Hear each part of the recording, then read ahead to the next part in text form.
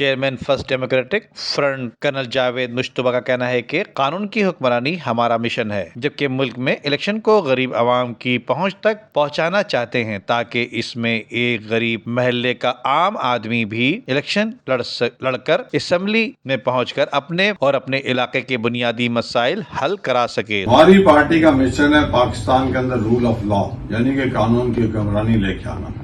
جس ملک میں role of law نہیں ہوتا وہاں نہ خوشحالی آ سکتی ہے اور نہ ہی عام انسان کو عزت مل سکتی ہے۔ پاکستان کے اندر جو سب سے بڑا مسئلہ ہے وہ ہے الیکشنز۔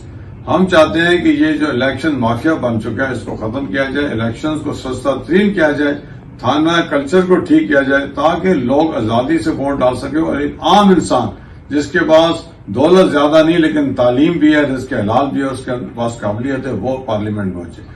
جب تک مڈل کلاس پارلیمنٹ میں نہیں پہنچے گی پاکستان کبھی ٹھیک نہیں ہوگا۔ ملک کے بدترین نظام کو درست کرنے میں ایک مڈل کلاس آدمی ہی اس کو راہ راست پر لا سکتا ہے اور یہی FDF کا مشن بھی ہے۔ Amjad Iqbal, M7 city news, Karachi.